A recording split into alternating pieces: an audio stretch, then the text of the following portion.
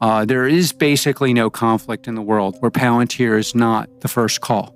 Well, I love the idea of getting a drone and having light fentanyl-laced urine spraying on analysts who tried to screw us. I had all sorts of fantasies of using drone-enabled technology to exact revenge, especially targeted in violation of all norms. All right, a strong quarter. That might be an understatement. When we're speaking about Palantir, their first quarter where revenue topped $1 billion. In the end, the rights you give up will be used against you. Millions of Americans have files in government databases, their movements, purchases, and communications connected by software from a company called Palantir. And the worst part, we helped fund its creation. What exactly does Palantir do? Palantir has current and past contracts with the FBI, DHS, IRS, CDC, SEC, and the Pentagon. They process data for police departments in multiple countries, healthcare networks including the United Kingdom's National Health Services, Cleveland Clinic managing patient care across hospitals. They're in the banks processing your transactions, the factories building your cars, Tyson Foods monitoring production facilities, and Fortune 500 companies from Wendy's to General Mills. In a letter from Alex Karp, he states, "We have chosen sides, and we know that our partners value our commitment. We stand by them when it is convenient and when it is not." This is the CEO saying that they will support the government agencies regardless of what these agencies choose to do. No moral boundaries, no questions asked, even when it's not convenient, meaning when it's morally wrong. This is a company explicitly saying they'll enable any government action, seemingly no matter how authoritarian, as long as the check clears. Palantir operates in over 50 industries across at least 35 countries. Their CEO openly states their mission to become the US government's central operating system, all while fear-mongering and using war rhetoric. The same software tracking you at a protest is also identifying targets on the battlefield. Palantir is here to disrupt and make our institutions we partner with the very best in the world, and when it's necessary, to scare enemies and on occasion kill them. To understand how one company has gained this much power, we need to go back in time. In 2002, the US government created something called Total Information Awareness. The goal, exactly what it sounds like. Total information, track everything and everyone. Every email, every purchase, every movement, every medical record. Total Information Awareness sought to keep track of every American citizen, even going so far as to identify citizens based on how they walked. Americans at the time were outraged, claiming the US government was attempting to mass surveil its citizens. Congress responded to the backlash by defunding the program in 2003. Democracy worked, privacy won, and the start of a surveillance state was defeated. Or so we thought. Because in the exact same year, 2003, something curious happened. A new company was founded called Palantir. It was founded by none other than Peter Thiel, who at the time had just sold PayPal for $1.5 billion. But here's what most people don't know. At PayPal, Thiel had already built systems that tracked unusual patterns across millions of financial transactions. He had already proven that mass surveillance could work. He just needed to scale it up. Aside from Thiel, Palantir had one other early investor, the Central Intelligence Agency, or the CIA. Palantir was advised by former Secretary of State Condoleezza Rice, former CIA Director George Tenet, and John Poindexter. Now, who is that? Well, he's the former National Security Advisor to President Reagan. He was also the man put in charge of Total Information Awareness. When I look at the technical architecture of Total Information Awareness and compare it to that of Palantir's Gotham software patents, they're nearly identical. In my opinion, the surveillance state was never stopped. They just privatized it. This is the power of Gotham. An analyst can type in a single name, maybe yours. Within seconds, Gotham pulls everything it knows about you from connected databases. Your driver's license, passport, criminal records, employment history, financial transactions, people you've communicated with, and even your dog's vet records. But Gotham doesn't just compile the data, it looks at behaviors, identifying your routines, relationships, and most importantly, anomalies. Change anything in your routine, the system notices and alerts analysts. Gotham was built for the United States intelligence community to track potential terrorists after 2001. The same Gotham instance tracking potential threats overseas is being deployed by local law enforcement. The Los Angeles Police Department uses it for predictive policing, the New York Police Department has used it for gang monitoring, and ICE uses it to track immigrants. The same algorithms designed for military operations are being used on civilians. Gotham operates with law enforcement in the UK, Netherlands, Germany, France, and Denmark. You may not know it, but almost every European country in some form or another uses our CT product, counterterrorism product. We always have to sign these contracts. We can't talk in Europe about who uses our product, which is slightly annoying because I'm constantly getting yelled at by people who are protected in our product. But tracking people was just phase one. Palantir would do something even more dangerous and lethal: automated targeting. In 2017, the Pentagon launched Project Maven with a simple goal: teach AI to identify targets, not just vehicles or buildings, but people. The system would analyze drone footage, satellite imagery, and surveillance video to autonomously detect, classify, and track human beings. Google took the initial contract, $15 million to build the prototype. But something remarkable happened. Over 3,000 Google employees signed a petition with dozens of other employees resigning in protest. Their message was clear: they didn't want to build war technology. Google withdrew from the project in 2018, but the Maven project wasn't abandoned. It just found a new home. You have reportedly taken over Project Maven from Google, which was a very controversial program in Silicon Valley. Well, I can't discuss the specifics of a classified program, but I can say if this were true, I'd be very proud. Military AI will determine our lives, the lives of your kid. This is a zero-sum thing. The country with the most important AI, most powerful AI, will determine the rules. This program will quite literally determine who is standing here and what they're saying in 5 years. And were we to be involved with it, I would be enormously proud. In 2019, Palantir eagerly accepted the contract that Google rejected. And unlike Google, Palantir had no moral qualms about building war technology. Palantir is also delivering AI through Maven Smart System, allowing customers like the 18th Airborne to match the performance of what used to be a 2,000 staff targeting cell during Operation Iraqi Freedom to a targeting cell of roughly only 20 people today. On the targeting on the battlefield, we've talked about basically 2 orders of magnitude in reduction of people. Think about that. An operation that used to require 2,000 military personnel now reduced down to just 20 people. A 100-fold reduction in human oversight for such a critical decision. Maven isn't limited to one branch of the military. Palantir has signed contracts to expand Maven across the entire Department of Defense. It's also not limited to just the United States.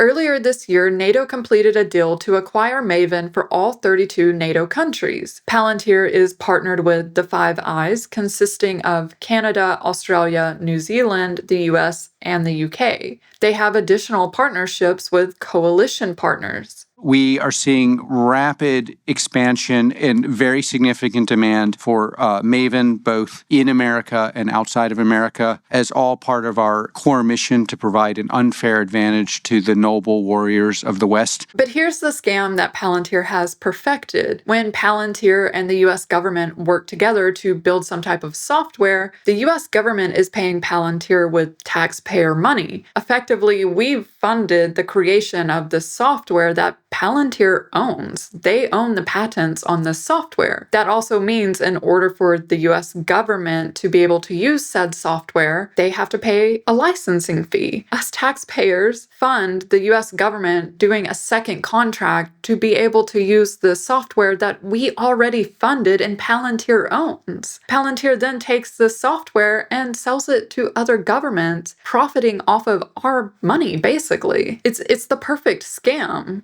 In 2009, JP Morgan Chase hired Palantir for internal threat assessment. JP Morgan gave Palantir access to employee emails, GPS data from company phones, printer and download activity, and transcripts of digital recorded phone conversations. Palantir's algorithms analyzed all of this data to identify possible criminal behavior. Employees who badged in late were flagged as potentially disgruntled. This would trigger further scrutiny and possibly physical surveillance by JP Morgan's security teams after work hours. But then something unexpected happened. JP Morgan executives discovered they were also being monitored. Top executives found their own emails and activities being monitored by the same system they'd deployed on employees. The collaboration ended in controversy, but Palantir had learned something very valuable. Corporate America would pay for surveillance. They packaged these new capabilities into a software called Foundry, rebranding surveillance as operational intelligence. Software wasn't enough. In 2024, Palantir became the first software company in history to win a prime hardware contract from the US Army, $178 million coming from taxpayers to fund the development of Titan, the tactical intelligence targeting access node. Titan isn't just software running on military hardware. It's a mobile command center, essentially a high-tech truck that becomes the physical hub for integrating multiple surveillance systems like satellites overhead, high-altitude drones, ground sensors and cameras, and vehicle-mounted surveillance, all feeding into one vehicle being processed by Palantir's AI in real time. Palantir's founders weren't just building technology, they were building an ideology.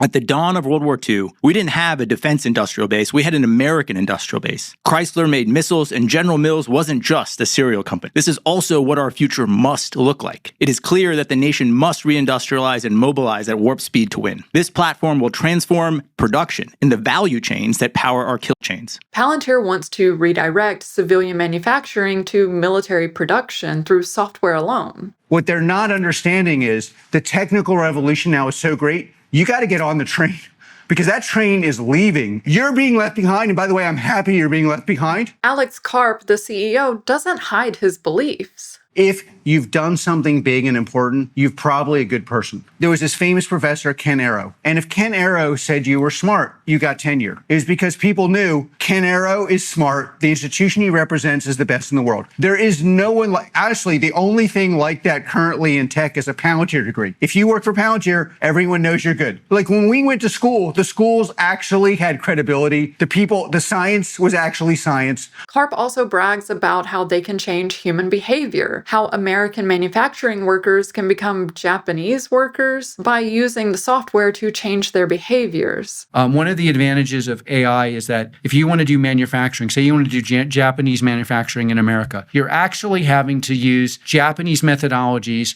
with American workers. Heretofore has not been possible. AI can actually allow you to manage the internal dynamics of your workforce so that you get the Japanese culture with American workers in the US. This isn't just a tech CEO. This is someone who sees the world through permanent conflict and profits from it. He's also vocal about how Americans will accept surveillance if it's for the benefit of them, to protect themselves and the country. But protect from who exactly? We love disruption, and whatever's good for America will be good for Americans and very good for Palantir. And I think you got it exactly right. Disruption, in the end of the day, exposes things that aren't working. There'll be ups and downs. There's a revolution. Some people can get their heads cut off. We're expecting to see really unexpected things and to win. And we're planning to do that, and we're pretty optimistic about the U.S. environment. Conflict and unrest is profitable. We have been saying and building products for a world that is violent, disjointed, irrational, a world in which you have to show strength, a world in which, if you do not show strength, people who are biased, xenophobic, will rear their head. Chaos drives growth. Peace and prosperity threatens the business model. We have seen that our view of the world, which is that there really are people that are violent and not in conformant with morality, need to be fought. And we are going to bring our warrior culture to our products, to our market fit, and the results of which we are going to bring to our allies. When a company's revenue is dependent on conflict, there's a clear incentive to find enemies everywhere. That focus on civil liberties is making us really rich, which drives the woke, pagan, religious practicing, Neanderthal thinking people who ignore technology absolutely nuts on the right and the left. Every earnings call, every public appearance, he repeats the same messages: collapse, crisis, existential threat. He makes it seem like we're living in this permanent emergency and only Palantir can save us. What makes Karp different from other CEOs and effectively more dangerous is he doesn't need you. When Target's CEO makes controversial decisions, customers boycott, revenue drops, the CEO resigns. Karp can say whatever he wants on earnings calls because his customers aren't the American people. It's the apparatus that surveils them. But the true genius of their strategy isn't in any single product. It's in how they've woven themselves into the fabric of governments, law enforcement, and corporations until these institutions can no longer operate without them. Palantir isn't just another government contractor. In my opinion, they've made themselves irreplaceable. And it started with a lawsuit that changed everything. In 2015, the US Army sought a single contractor to build a custom software system from scratch. Palantir sued them, claiming federal law requires the government to consider the purchase of commercial software before building custom solutions. The Army fought back, but ultimately Palantir won. Think about what that means. A private company successfully sues the United States Army, leading to the Army eventually purchasing Palantir's software. I don't think in win-lose. I think in domination.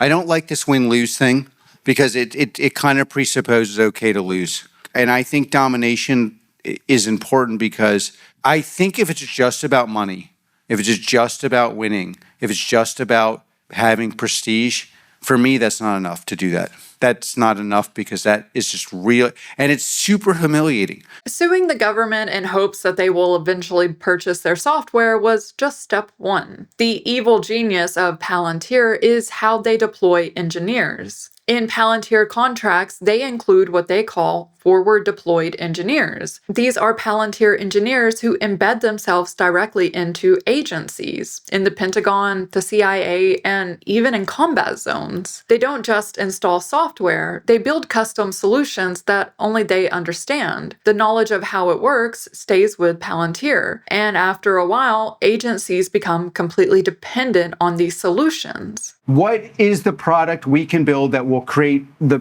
product we ought to build? Not even the product the customers wanted, whether it was government or commercial. We never built the product the customer asked us to build. We built the product that they ought to ask us to build. Then there was the executive order titled Stopping Waste, Fraud, and Abuse by Eliminating Information Silos. Sounds reasonable, right? I mean, who doesn't want efficiency? The order directs federal agencies to share information, breaking down the walls between agencies like the IRS, Social Security Administration, Medicare, and Medicaid. The Privacy Act of 1974 was specifically designed to prevent this kind of cross-agency data sharing. Now, through the private contractor loophole, aka Palantir, and this executive order, those protections are effectively circumvented. The Army consolidated 75 separate contracts into one and awarded it to Palantir. It is a single contract worth $10 billion being awarded to one company. The financial reality makes removal impossible. Billions in sunk costs, years of custom development that can't be used elsewhere, entire operations that would collapse without the platform. When the governments run surveillance, there are restrictions. There's congressional oversight, Freedom of Information Act requests, constitutional limitations, and public accountability. But when a private company does surveillance, there are limited oversight requirements. And even then, those requirements can have loopholes. Now, Palantir claims that their software includes privacy protections, and that they're not storing data. They just analyze it, even though they have their own cloud storage service. They claim there are audit trails, access controls, and oversight mechanisms built in. But here's the problem. Those protections only work when someone's watching the watchers. When the same system is used by the CIA, the FBI, your local police department, who exactly is checking those audit logs? When Palantir's own engineers have root access to customize the system, what do those access controls really mean? More importantly, these privacy safeguards don't change the fundamental reality. A private company has built profiles on millions of Americans, and regardless if these profiles have audit trails or not, they exist. The same Palantir tracking you through Gotham is processing your insurance claim through Foundry, guiding military drones through Maven, and controlling manufacturing through Warp Speed. For over 20 years, US taxpayers have given Palantir $2.7 billion in federal contracts. And that's just what's publicly documented. Classified budgets likely add billions more. We effectively paid them to build the surveillance state that Congress explicitly rejected. When you build your entire business on conflict, peace becomes the enemy. Stability threatens profits. Democracy, with its messy debates and privacy laws, gets in the way. In my opinion, when a private company can sue the US Army, making it so that the US Army has to buy their software, when these soldiers and law enforcement become completely dependent on this software, and when we have an executive order that consolidates all of federal agencies' data into one platform, it starts looking more like an institutional takeover. As Karp said himself, we become part of the institutions we serve. Should one private company have this much power, this much reach not only in governments but corporations all over the world? Should the same company tracking terrorists be tracking civilians? The surveillance state isn't coming. It's here. It's been lurking in the shadows for over 20 years. They just called it Palantir.